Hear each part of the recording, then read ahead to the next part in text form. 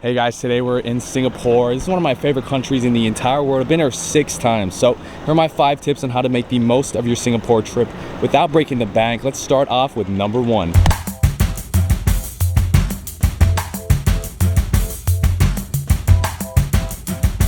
Tip number 1, you're gonna get the AnyWheels or Hello Ride app. These are bike sharing apps in Singapore. They're $7 or $6.90 Singaporean for a 7-day pass. And all you gotta do is get the pass, and then you can scan any of the green or blue bikes that you see all around the place, and you can ride them unlimited for free. The only caveat is you can only ride the bikes 30 minutes at a time. Over 30 minutes, you gotta pay a fee. But what you can do, you can park the bike after 28 minutes, 29 minutes, and 59 seconds, and then you can get a different bike and use that and go around for another 30 minutes. So it's really easy to use. It means less time in the sun, less time sweating, because it's really hot here, and less time using the MRT or the train, because that is really confusing. So let's go to tip number 2.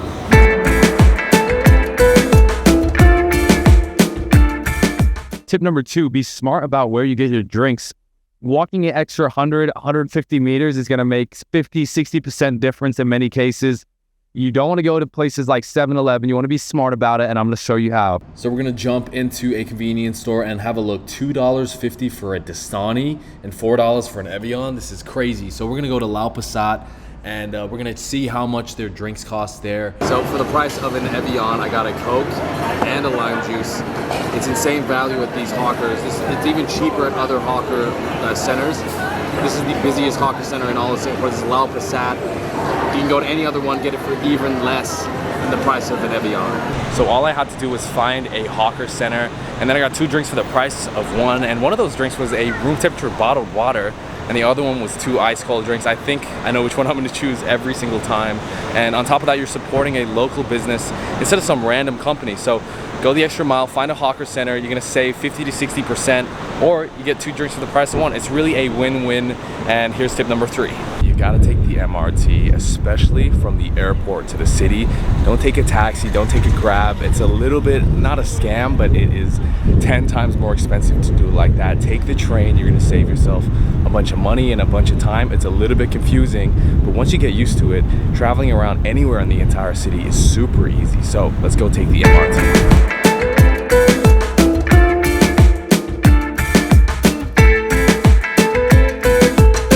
Tip number 4, you're in Singapore, you gotta try out the street food. They have some of the best street food in the entire world. You got hawkers here that have Michelin stars. There's barely any places in the world that have as many street food Michelin stars as Singapore. So we're gonna go to one right now. We're gonna go to Chinatown, and let's go check it out.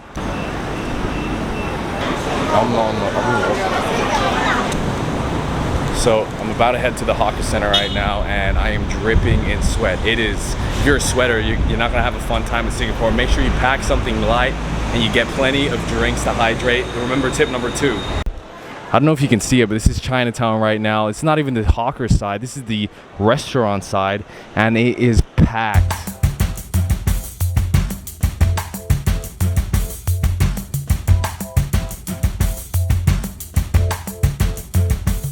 It is super noisy, but let's try this street food. It looks delicious.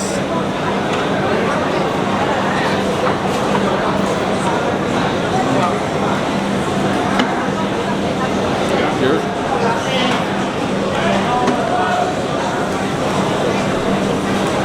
Super authentic Chinese food here. Look how big this lime juice is. Bigger. I got a big head. It's bigger than my head.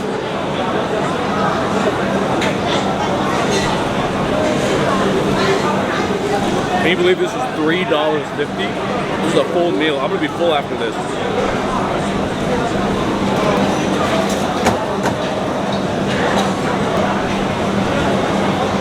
So that's tip number 4. Hawker Center, cheap food, $3.50 for rice and pork ribs. That's crazy. Plus a $2 drink, under $6. Let's go to tip number 5. Tip number 5, go see the architecture. Singapore has some of the best architecture in the entire world. It's really new meets old here, and they've made the most out of the small land size that they have. Let's go check some of it out.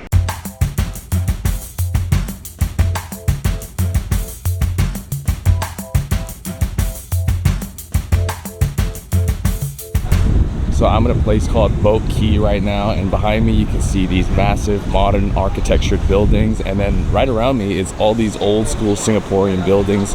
That's the kind of juxtaposition you get here. It's crazy.